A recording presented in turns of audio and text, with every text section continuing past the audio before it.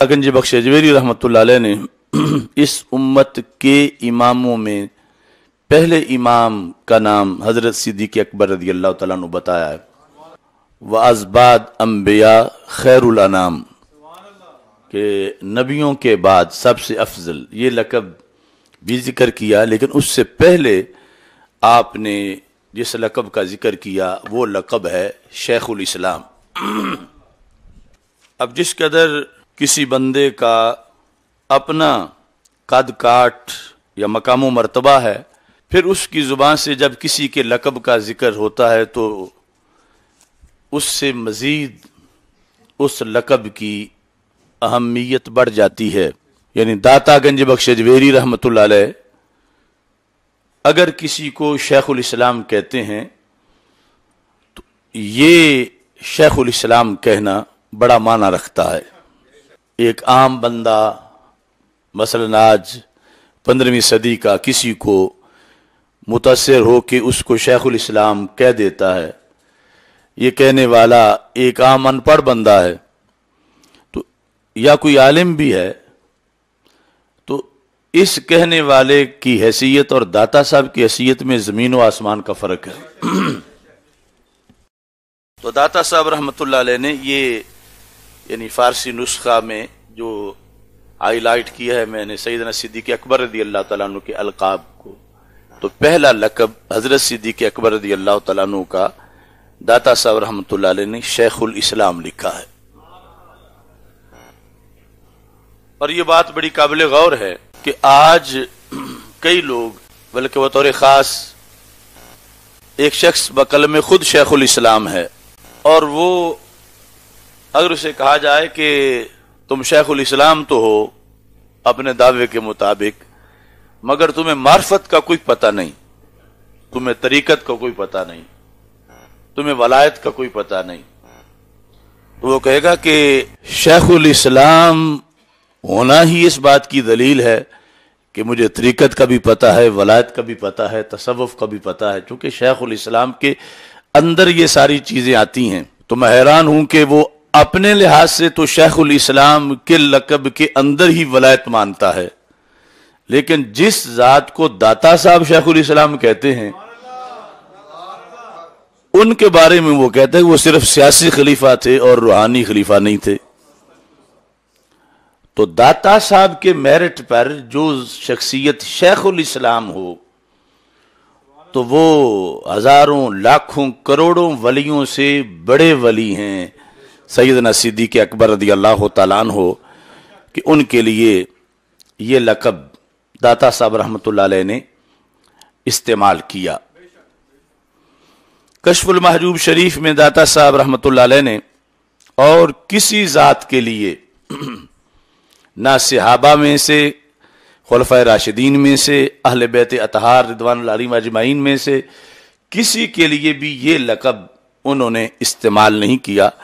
और सिर्फ सैयदना सिद्दीक़ अकबर रज़ी अल्लाह तआला अन्हु के लिए इस्तेमाल किया। और ये कश्फुल महजूब के सारे नुस्खों में इसी तरह ही है, यानी ये नहीं कि कहीं किसी कातिब ने कोई इजाफा कर दिया हो, यानी जो तवातुर के साथ कश्फुल महजूब आई है उसके अंदर ये लक़ब हजरत दाता गंज बख्श अजमेरी रहमतुल्लाह अलैह ने सैयदना सिद्दीक़ अकबर रज़ी अल्लाह तआला अन्हु का लिखा है। और अगर सिर्फ इसी को ही सामने रखा जाए तो आज जो बातें छेड़ी जा रही हैं कि वो ज़ाहिरी खलीफा तो थे, बातनी नहीं थे, सियासी तो थे, रूहानी नहीं थे, तो ये सारी बातें खुद ही अपनी मौत आप मर जाती हैं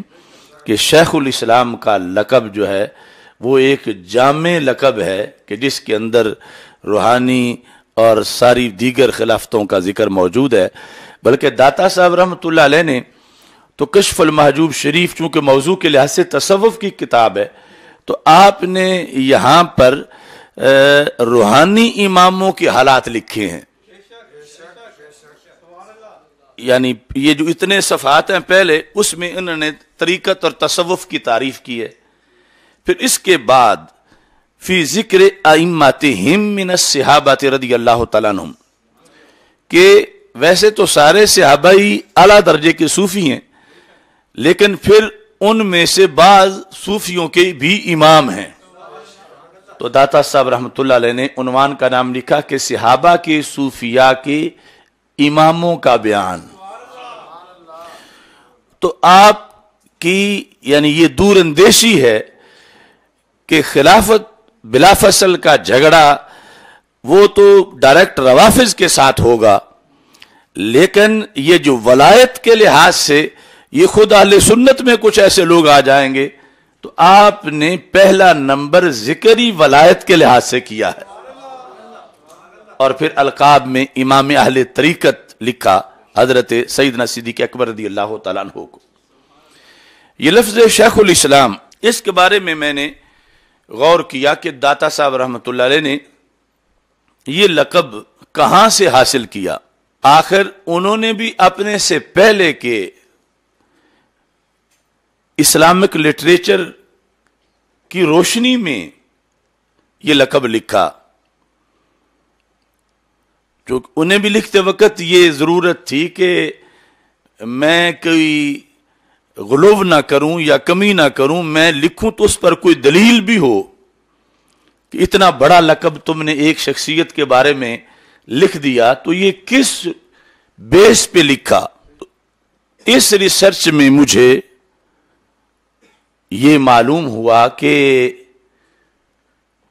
تاریخ میں سب سے پہلے یہ لقب حضرت مولا علی رضی اللہ تعالی عنہ نے حضرت صدیق اکبر رضی اللہ تعالی عنہ کا بیان کیا. یا علی، یعنی وہاں حضرت سیدنا صدیق اکبر رضی اللہ تعالی عنہ، آپ نے یہ لقب حضرت صدیق اکبر رضی اللہ تعالی عنہ کا ذکر کیا، جو مختلف حوالوں سے ثابت ہے. تو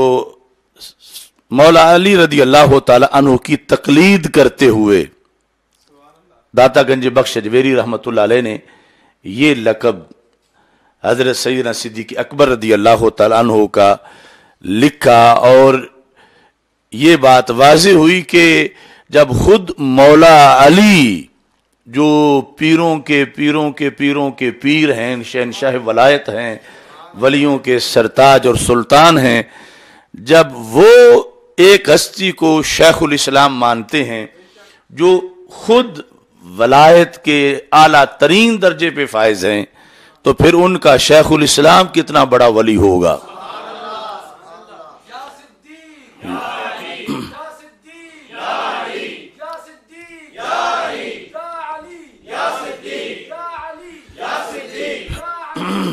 اس سلسلہ میں کنز العمال،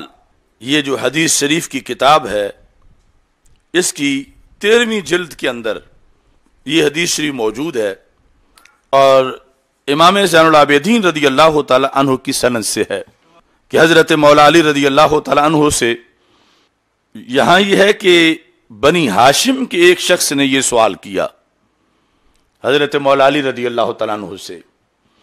سمیتو کا تخطب یا امیر المومنین. تو اسے یہ بھی پتا چلا کہ یہ سوال بھی اس وقت ہوا کہ جب حضرت مولا علی رضی اللہ تعالی عنہ خلافت کے تخت پر رونق فروز تھے اور چوتھے خلیفہ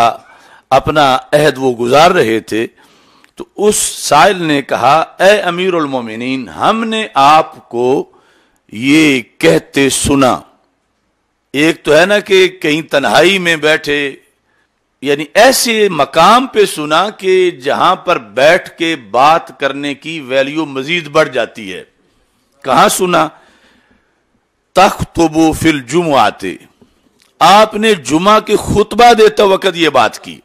اے امیر المومنین، آپ نے جمعہ کے خطبہ میں یہ فرمایا، اور ہم نے بار بار سنا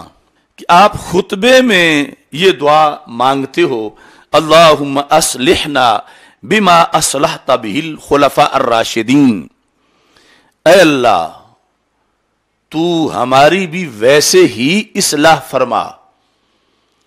جیسے تو نے خلفاء راشدین کی اصلاح فرمائی ہے. چونکہ اللہ سے مانگنا یہ بندے کی شان ہے، اور کوئی کتنا بڑا ہی بندہ کیوں نہ ہو، پھر بھی اللہ سے مانگتے ہوئے اس کی شان گھٹتی نہیں، بڑھتی ہے. تو مولا علی رضی اللہ تعالی عنہ نے پھر مانگنے